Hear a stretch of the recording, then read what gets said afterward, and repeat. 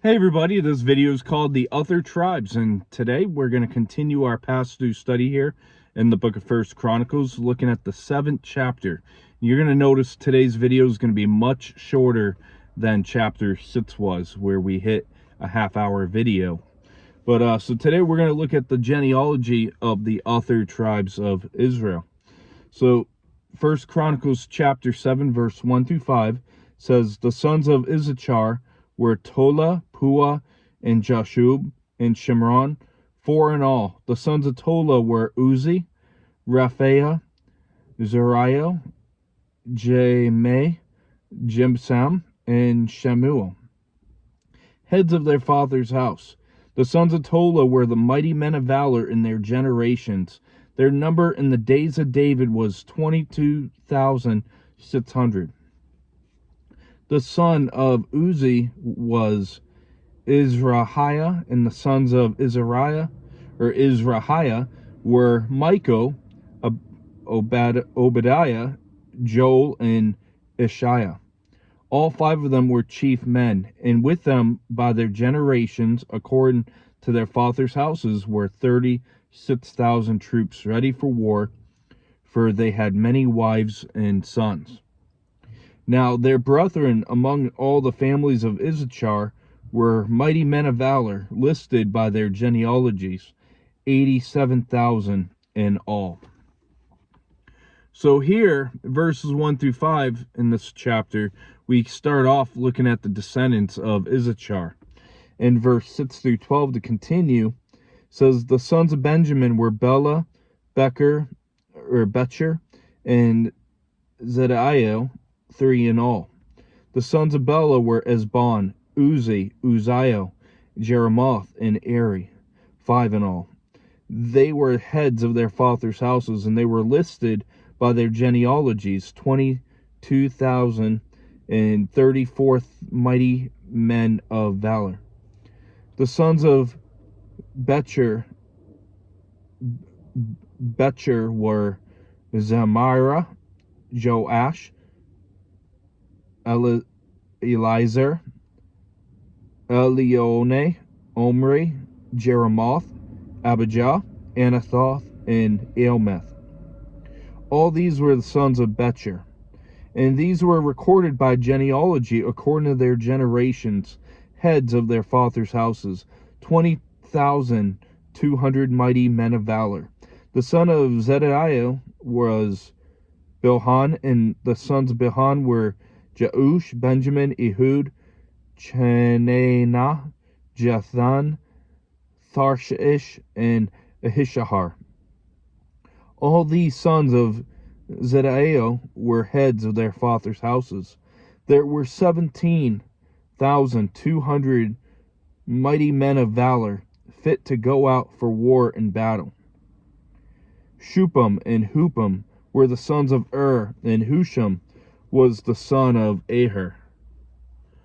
So we see here, verses 6 through 12, this is the list of the descendants of Benjamin. And you might remember Ehud from back in Judges chapter 3, verse 12 through 30. He was a famous leader for Israel.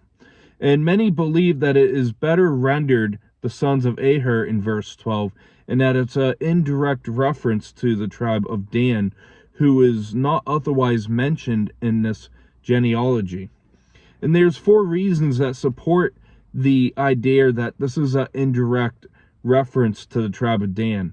So the first one is Husham is mentioned back in Genesis chapter 46, verse 23, as the son of Dan. And then number 2, verse 13, mentions the sons of Bilhah, who was the mother to both Dan and Naphtali, also mentioned in the verse. Otherwise, the genealogy of Dan is left out.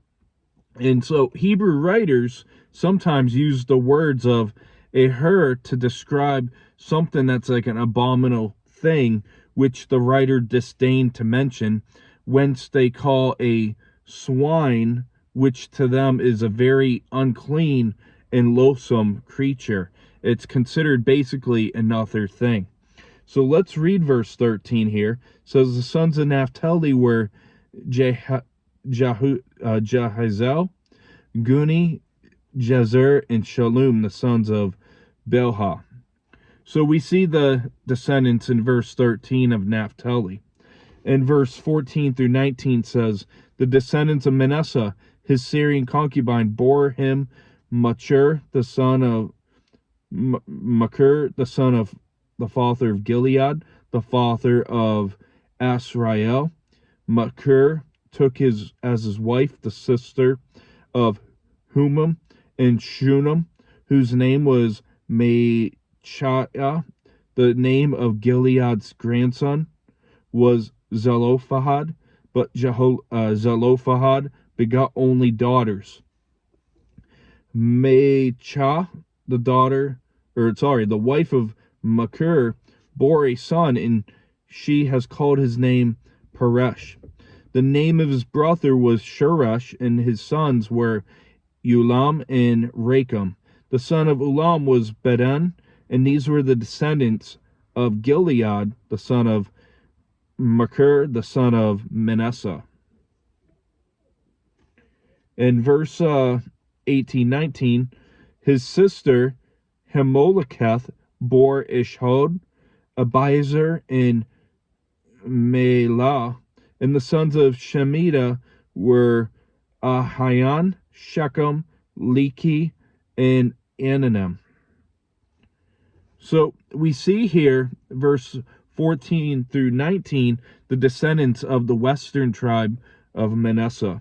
And Zelophehad was, if you recall, from back in Numbers chapter 26, verse 23, Numbers 27, verse 1 through 11, and Numbers chapter 36, verse 1 through 12, when the question came to Moses about the female inheritance rights.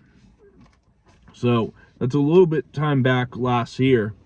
But verse 20 through 29 says, the sons of Ephraim were Shuthalah, Berad his son, Tehath his son, Eladah his son, Tehath his son, Zabad his son, Shuthalah his son, and Ezer and Eleed. The men of Gath who were born in that land killed them because they came down to take away their cattle. Then Ephraim their father mourned many days, and his brethren came to comfort him.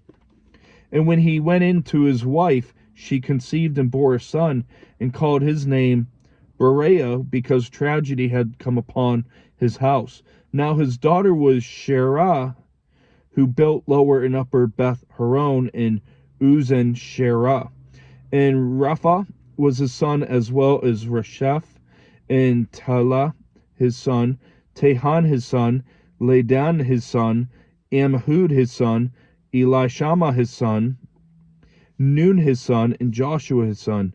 Now their possessions and dwelling places were Bethel, and in its towns to cast the Neran to the west Gezer and its towns, and Shechem with its towns, as far as Ahiyah and its towns. And by the borders of the children of Manasseh were Beth Shean and its towns, Tanakh and its towns, Megiddo and its towns, Dor and its towns. In these dwelt the children of Joseph, the son of Israel. So, verse 20 through 29, we see the descendants of Ephraim mentioned here. And the Ephraimites, they were famous for their wealth and their power and their skill. But in addition, they are noted for their poor manners. It's kind of like America. And they were proud and quarrelsome. In verse 30 through 44, or 30 through 40, says, the sons of Asher were Imnah, Ishva, Ishveh, Beriah, and their sister Surah.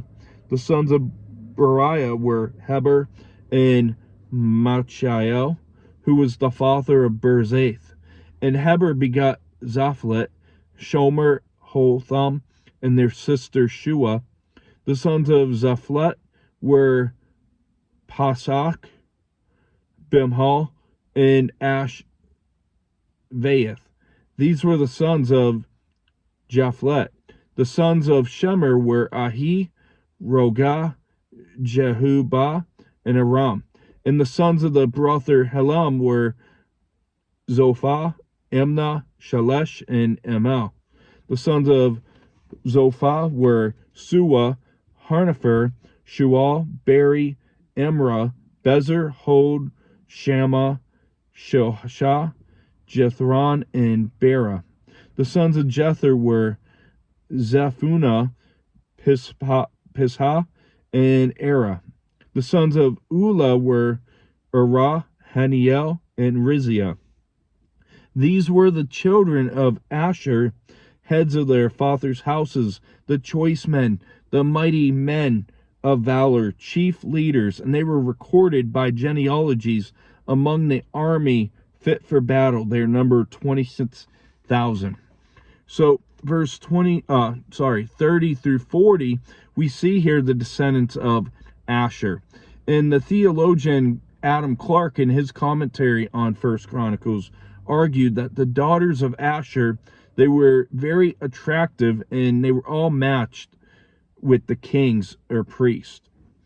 And we're going to wrap up this chapter right here. Like I said, I want to keep it short to the point. We are now 25% of our way through the book of First Chronicles, and we're just a couple chapters shy of just being genealogies. And we'll get to review more details, and we'll get to see what the chronicler has to say about the life and the reign of David to come. But let's pull through this week with the next few chapters and move right through these genealogies. So we'll be taking a look next at the descendants of Benjamin. So I hope you have a great rest of your evening. God bless, and we'll see you next time.